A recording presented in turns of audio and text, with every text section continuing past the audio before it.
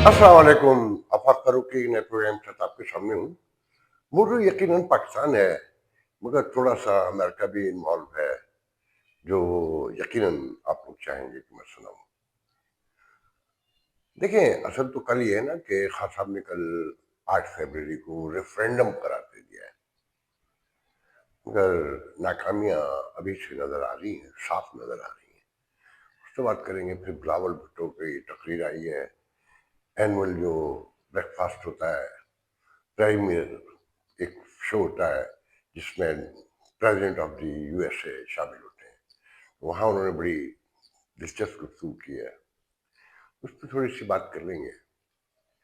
फिर जो US add से फरार हुआ है और डोनाल्ड ट्रंप ने जिसे बंद किया है, उस पर बात करना बहुत जरूरी है। और फिर आपको ये बताएंगे कि ये सियासतदान पाकिस्तान के कितने संजीदा हैं और कितने पाकिस्तान की फिक्रमंद है। फिर थोड़ी सी कराची में बात करेंगे, कुछ ज्यादा कोशिश है कि लंबा ना हो, 18-20 मिनट में पारित कर लें। देखें, मैंने फैसला आने से पहले प्रोग्राम में बता दिया था कल कि लाहौर के जलसे की इजाजत नहीं मिलेगी पीटीआई को 8 फरवरी को, जो लास्ट ईयर इलेक्शन, जो झगड़ू इलेक्शन, रिग्ड इलेक्शन था, इस पर कोई दो राय नहीं है।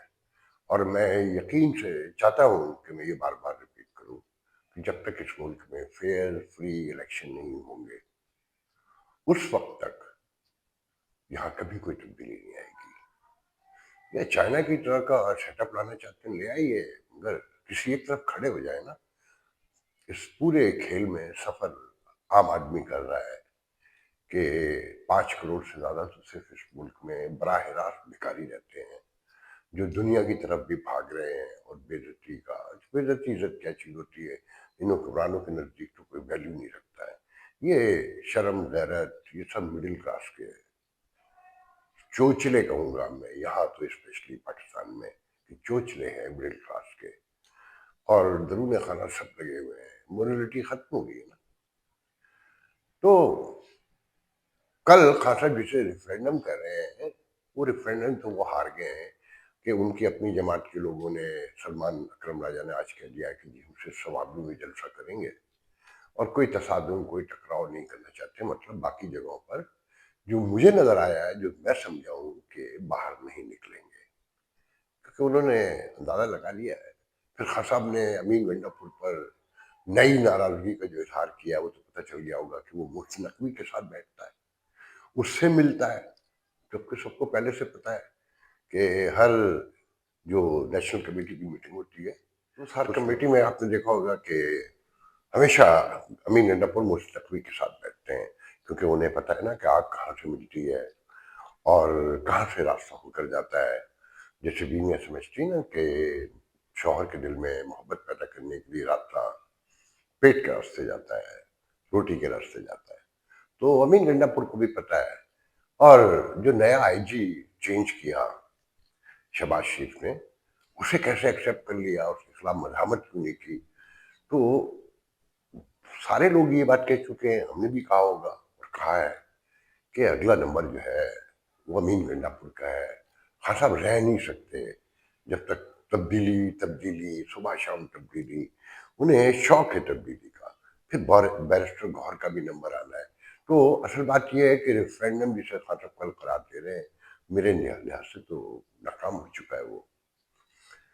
अच्छा, फिर आप ये देखें, आज फिच ने, स्पेशली बड़ी एक बहुत बड़ा इदारा है ये, इंटरनेशनली जो इकोनॉमिक मॉनिटर इंस्टीट्यूशन कह लें और रेटिंग देता है, उसने भी पाकिस्तान की महंगाई कम होने की तस्दीक कर दी है।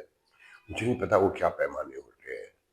यहाँ जो महंगाई कम है वो आपको मुझसे ज़्यादा पता है, मुझे अब बोलने की जरूरत नहीं है।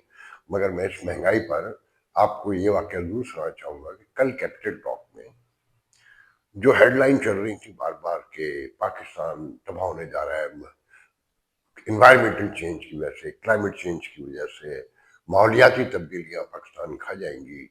और जब प्रोग्राम शुरू हुआ तो बताया कि 2060 और 50 के अंदर ठट्टा और कराची तो फारिग हो जाएंगे, खत्म हो जाएंगे, डूब जाएंगे।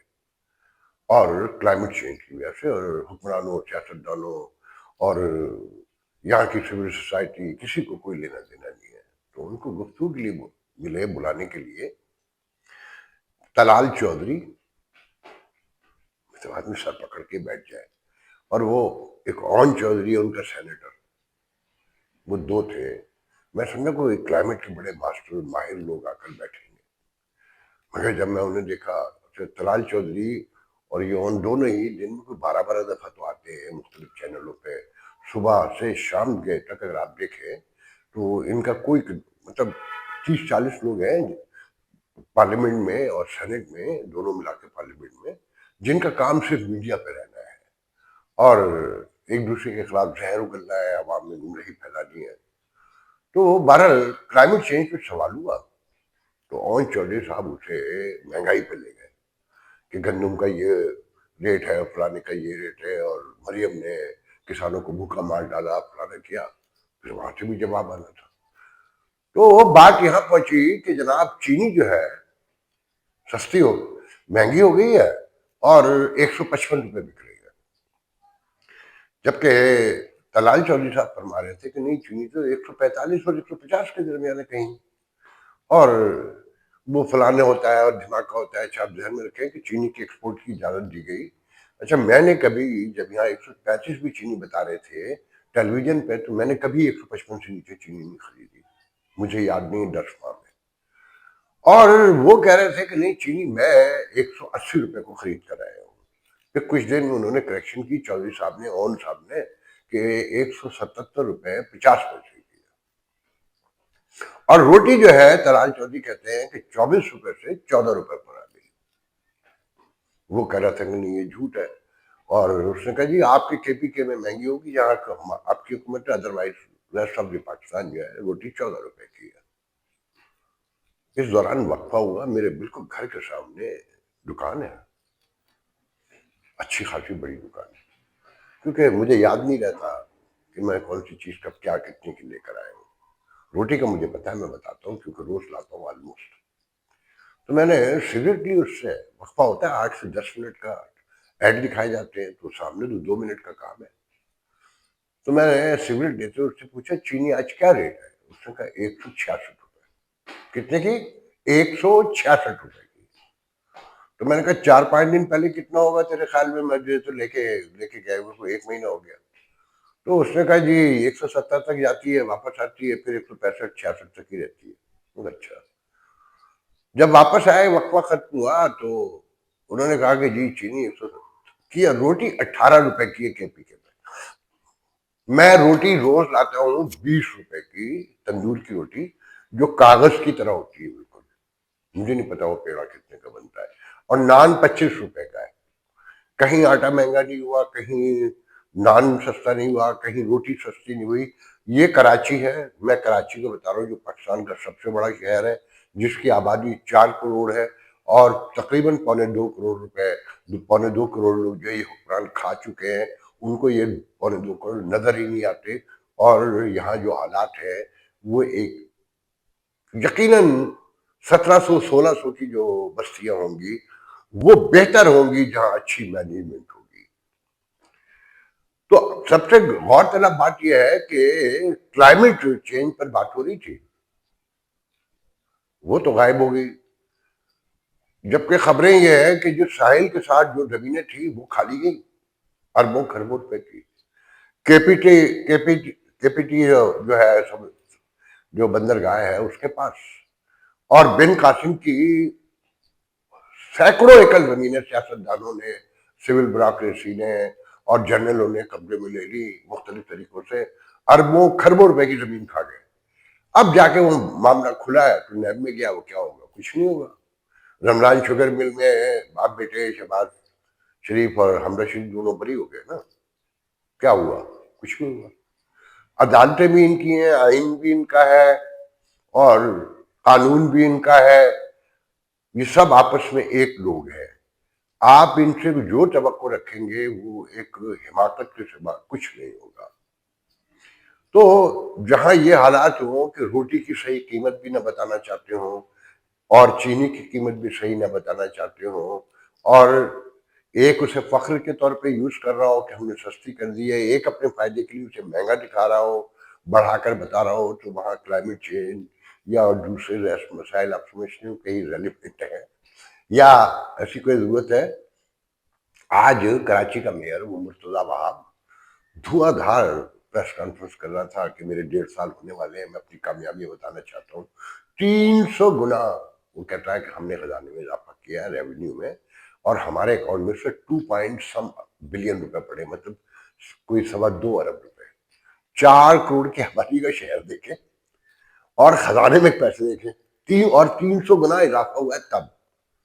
اور وہ کہتے ہیں کہ جی ٹاؤن واؤن تو کام کرتا نہیں ہے یہاں، بلدیہ عظمیٰ ہی کام کرتی ہے، تو مجبوراً گلیاں سڑکیں ہمیں بنانی پڑتی ہیں، اور ہم بنا رہے ہیں. وہ کہاں بن رہی ہیں سڑکیں، وہ گلیاں کہاں بن رہی ہیں؟ میں پورا کراچی پھر رہا ہوں، جہاں جاتا ہوں ایک حشر کا منظر ہے. اللہ تعالیٰ معاف کر دے اس قوم کو، اس کے جھوٹ کو، اس کی بے ایمانیوں کو، اس کی چوریوں کو، اس کی بے شرمی اور بے غیرتی کو، تو شاید کوئی بہتری پیدا ہو جائے یا انہیں شعور دے دے. شعور پہ یاد آیا کہ یہاں شعور کیسے آئے گا.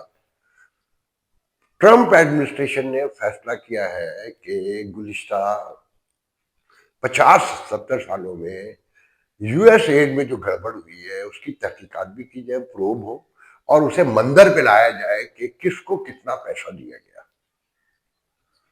اور اکثر پیسہ غربت کے خاتمے اور ڈیموکریسی کو پروموٹ کرنے، اس کا شعور بڑھانے کے لیے پاکستان جیسے ملک ہو گیا نا، کہ اس میں جو نام آ رہے ہیں سری لنکا، پاکستان، بنگلہ دیش، ساؤتھ افریقہ، کانگو، فلانے دھماکے، اور لاسٹ ایئر جو سب سے زیادہ پیسے دیے وہ یوکرین کو دیے $16 بلین، پھر 2.6 سم تھنگ 4 میرے خیال میں اسرائیل کو دیے، پھر اس طرح. تو پاکستان ٹوٹل جو بجٹ ہے اس کا یو ایس ایڈ کا جو سالانہ خرچ ہو رہا تھا وہ 44.5 بلین، 44.5 بلین ڈالر سالانہ. دنیا میں فلاح و بہبود کا سب سے بڑا ڈونر امریکہ ہے، یہ ذہن میں رکھیے گا، نو ون ایلس.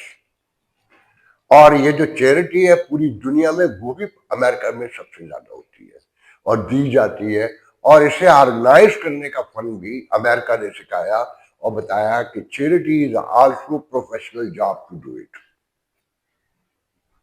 یہ نہیں ہے کہ ایک این جی او بنائی میں سب کچھ کروں گا، اس کا مطلب فراڈ شروع ہو گیا. اسے بھی پروفیشنل ٹچ دیا، اسے بتایا کہ یہ ایک پوری مینجمنٹ کے ساتھ خرچ ہوتی ہے. تو آپ کے ملک میں صرف اتنا بتاؤں گا ابھی، کیونکہ جتنا ڈیٹا آیا ہے میں وہ بتا رہا ہوں. 33,800 ملین ڈالر، کتنے؟ 33,800 ملین ڈالر 1947 سے لے کر 2006 تک امریکہ نے یو ایس ایڈ پروگرام سے آپ کو دیے، سویلین مد میں، کہ مطلب ڈیموکریسی کے شعور کے لیے، غربت کے خاتمے کے لیے، تعلیم کے نام پر، اور اس طرح کی چھوٹی موٹی چیزوں پہ جسے آپ کے حکمران، آپ کی سول سوسائٹی، آپ کی بیوروکریسی، آپ کے فوجی کھا گئے. ابھی ٹھہر جائیے میں اور بتاتا ہوں. اور 8,000 ملین ڈالر سے زیادہ آپ کو کچھ 8,500 ملین وہ بھی ہیں، مطلب 8 بلین، 8.5 بلین ڈالر فوجی امداد دی گئی 2006 تک.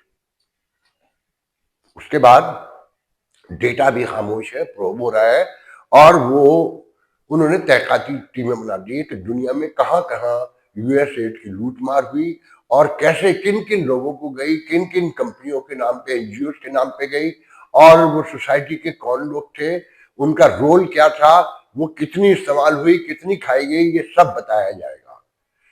اب جو یو ایس سے خبریں آ رہی ہیں وہ یہ کہتے ہیں کہ 2007 سے لے کے 2024 تک پاکستان میں 17 بلین ڈالر صرف گئے ہیں مختلف ناموں پر ہوئی ڈیموکریسی. اچھا، میڈیا کا ایک بہت بڑا حصہ ہے کہ وہ شعور پھیلائے گا. اس میڈیا نے آپ کو شعور جو دیا ہے وہ آپ کے سامنے ہے. مرغے لڑانا سکھایا، یہ فیسٹیوٹی آپ صبح سے دیکھ رہے ہیں کرکٹ کی لگی ہوئی ہے، اور ایک چہرہ ہے جسے کچھ دیر کے بعد کہیں وزیر داخلہ کے طور پہ بتایا جاتا ہے، کچھ دیر کے بعد اسے پی سی بی کا چیئرمین بتایا جاتا ہے، کہیں وہ عمارتیں چیک کر رہا ہے، کہیں وہ ناظرہ کا آفس کے چکر مار رہا ہے، اور لوگ بتا رہا ہے، خوشخبری سنا رہا ہے کہ پاسپورٹ بنانے کی اسپیڈ تیز کر دی گئی ہے، جاؤ کشتیوں میں ڈوبو مرو۔ اور ایف بی آئی 50 سال سے ایف آئی اے گڑبڑ جو پھیلا رہی ہے، لوٹ مار کر رہی ہے اور لوگوں کو بھر بھر کے جہاز بھیجتی رہی ہے، اب وہی ایف آئی اے جو ہے یہ معلومات کر رہی ہے کہ اس ملک میں انسانی اسمگلر کون ہے۔ Can you believe it؟ تو میں کہتا ہوں کہ جو کچھ انہوں نے کیا، ڈونلڈ ٹرمپ نے بالکل صحیح اقدام کیا، بند کر دیا کہ جب تک وہ کہتے ہیں نا کہ عام طور پہ کہ بھیک نہ دیں کہ ان کی عادت بنتی جائے گی، وہ پھر روٹی کمانے نہیں نکلیں گے، ایسی طرح پاکستان جیسے ملکوں کو جب تک یہ بھیک بند نہیں ہوگی، جب تک یہ ایڈ ملنا بند نہیں ہوگی۔ اچھا، یہ ایک ملک ہے امریکہ، سب سے بڑا، جو آپ کو بھیک بھیجتا ہے اور اس ملک میں اسے گالیاں دی جاتی ہیں۔ ابھی مجھے نہیں پتا وہ ڈیٹا کیسے نکلے گا، اب آئی ول ٹرائی مائی بیسٹ، ٹھیک ہے، کوشش کروں گا کہ اب یہ چیزیں بھی سامنے آئیں۔ جرمنی، یو کے، فرانس سے لے کر یورپ کے کوئی 11 اور 12 ملک کے چھوٹے سے چھوٹے ملک میں بھی پاکستان کی سول سوسائٹی کے نام پر، ڈیموکریسی کے نام پر، غربت کے خاتمے کے نام پر، ڈیزاسٹر کے نام پر، تعلیم کے نام پر، اسپیشل بچوں کے نام پر آپ کو ہزار ارب روپے دیے۔ آپ اندازہ کریں اور آپ کے ملک میں کیا ہے، اگر سے وہ ایڈ ہی خالی لگا دی جاتی تو کہاں سے کہاں پہنچتے۔ یہاں تو یہ ہوتا ہے کہ یہ میڈیا، اس نے بھی پیسے کھائے، مولویوں نے بھی یو ایس ایڈ سے پیسے کھائے ہیں، اس میں مفتی منیب الرحمان کا نام بھی نام آ رہا ہے، ابھی میں بہت سے نام نہیں لوں گا، وہ سب آنے والا ہے، آپ بے فکر رہے۔ تو آپ کو اندازہ ہوگا کہ اس ملک میں آپ کے گھروں میں یہ کہیں اور بات سے تو نہیں آئے نا، ہم ہی آپ ہیں۔ تو یہ ذہن میں رکھیں کہ جس پیمانے پر لوٹ مار اس ملک میں ہوئی ہے، اور اس ویسٹرن ورلڈ کو جس سے یہ لے کے کھاتے رہے، اس کے خلاف نفرت بھی پھیلاتے رہے۔ کمال بات دیکھیں، آج چائنا جو ہے ان کا سب سے اچھا دوست ہے۔ چائنا جس کی آبادی ہے آپ کی سرحد سے بہت دور رہتی ہے، ہزاروں میل دور، اور انڈیا جو ایک نے کامنٹ کیا کل میرے کسی ویور نے کہ انڈیا کے تو سارے شہر زیادہ سے زیادہ 200 کلومیٹر بنتے ہیں، میجر شہر جو ہے آپ سے، مگر ہماری ان سے لڑائی ہے، 10 جنگیں ابھی ہم نے ان سے اور لڑنی ہے۔ تو اس سچویشن میں آپ چیزوں کو دیکھ سکتے ہیں۔ میں تو صرف آپ کو یہ بتاؤں گا کہ آپ کے حالات یہ ہیں کہ ایک دن میں ڈمپر مافیا جو ہے 7 بندوں کو پھڑکا دیتا ہے، میاں بیوی جا رہے ہیں، اس کے چھوٹے چھوٹے بچے ملینیم مال پہ، 46 سال کا شوہر، 40 سال کی خاتون، ان کے 5 بچے بتائے جاتے ہیں، پھر 2 اور آج 3 سنا اور مار دیے۔ گورنر کہہ رہا ہے کہ یہ کب تک ہوتا رہے گا، وہ گورنر جو ویسے کتنی پھڑے مارتا ہے، آج کہہ رہا ہے کہ یہ میں تو کچھ بھی نہیں کر سکتا، اپیل کر رہا ہے سندھ حکومت سے کہ جناب اس کی انویسٹیگیشن ہو، فلانا ہو، ڈھماکہ ہو۔ بھئی جس شہر میں 300 زیادہ بجٹ تو آ گیا، پیسے تو آ گئے، مگر 10 مائل پہ جا کے ایک یا 20 بلکہ زیادہ 20 مائل یا 30 کلومیٹر پہ جا کے تو ایک سگنل ملتا ہے ٹریفک کا، اور پولیس والا اگر کہیں کھڑا ہے نا تو وہ جیسے چھپکلی چپل دے کے بھاگتی ہے نا، اس طرح سائڈ پہ کھڑا ہوا ہے، بھاگا پھر رہا ہے وہ چاروں طرف، اس کی سنتا کوئی نہیں ہے، صرف گھروں سے بندے اٹھانے کے لیے یہ لوگ تیز ہیں۔ اگر اس شہر کے صرف یو ٹرن اور لیفٹ ٹرن مارتے ہوئے ٹریفک کی یہ ویڈیو سامنے آئے تو جو مغربی دنیا ہے وہ خوف سے چلا اٹھے گی، چیخ اٹھے گی کہ ہمارے اربوں خربوں ڈالر جو شعور پیدا کرنے کے لیے دیے گئے تھے، انہیں کس طرح بے دردی سے لوٹ کر کھا گئے یہ لوگ۔ اور یہ اس ملک کے سب سے بڑے شہر کا حال ہے۔ تو باقی تو یہ ریسٹ آف دی کنٹری تو یو کین امیجن، بلوچستان اس کے نام پہ پیسے کھائے گئے نا، مکمل دہشت گردی کی لپیٹ میں ہے، باغیوں کے پاس ہے، یا دہشت گرد جو چاہے آپ نام دیں، کہیں آپ خوارج بنا دیتے ہیں، کہیں کسی کو کچھ بنا دیتے ہیں، اور ترانے سنا کے، نغمے سنا کے آپ کہہ رہے ہیں ہم 10 جنگیں لڑیں گے، اور جو دانشور رکھے ہوئے ہیں وہ کہتے ہیں کہ غربت کتنی بھی ہو لڑائی تو لڑ سکتے ہیں، جب چاہے لڑ لیں، ہمیں کوئی فرق ہی نہیں پڑتا. اور کیونکہ ان کی روٹی کی انہیں پتہ ہے کبھی بند نہیں ہوگی. ان کی شرٹ پولو کی آتی ہے اور بربری کی آتی ہے، وہ آتی رہے گی. انہیں اس سے کوئی مطلب نہیں ہے کہ غریب کہاں سے کہاں پہنچ جائے گا. وہ کشمیر میں جنگ کے لیے کو تیار ہے اور آرم فورس کی حمایت، آرم اسٹرگل کی حمایت کرنا چاہتے ہیں، اور چاہتے ہیں کہ سیز فائر ختم ہو جائے تاکہ ایکٹیویٹی نظر آئے. لگتا ہے ان کے پیسے کچھ کم ہو گئے ایکٹیویٹی کم ہونے سے. تو آپ اس ملک کے بارے میں بس یہ ذہن میں رکھیں کہ یہاں کبھی جمہوریت نہیں آئے گی. اور آخری بات سنتے جائیے، آپ کے ملک میں پولیو پچھلے سال 77 لوگ تھے، اور 7-8 سال پہلے لگ رہا تھا کہ پولیو ختم ہونے جا رہا ہے، ہم اس ملکوں کی اس فہرست میں چلے جائیں گے جہاں پولیو نام و نشان نہیں ہے. انڈیا میں بھی آلموسٹ ختم ہو گیا تھا، وہاں پہ بھی دوبارہ شروع ہو گیا. اب پتہ چلا کہ وہ امداد اتنی آتی ہے کہ وہ کیسے ختم کر دے، مطلب اپنے پیٹ کاٹ لے. اگر سال کے 6-8-10 بچے دکھانے ہیں تو کیا فرق پڑتا ہے؟ وہ ان کے ماں باپ ان کے بچے تھوڑی ہیں، کوئی ان کے گھروں میں تھوڑی پیدا ہوئے ہیں، وہ غریبوں کے پیدا ہوتے ہیں.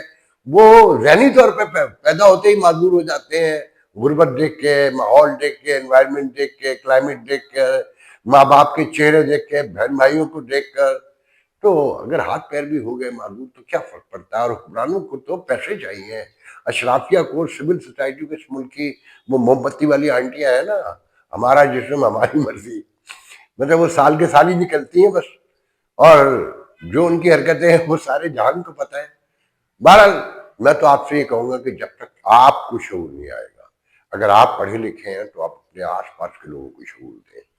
اگر آپ نے میٹرک پڑھا ہے تو میٹرک کی تعلیم آپ اپنے اس سے جو سیکھا ہے، لرن کیا ہے، تو جس نے میٹرک پاس نہیں کیا اس تک پہنچا دیں. آپ بی ایس سی کیا، آپ نے ایم فل کیا، آپ نے پی ایچ ڈی کیا ہے، اس سے جو دنیا کو سمجھا ہے وہ آپ کم پڑھے لکھے لوگوں تک پہنچا دیں.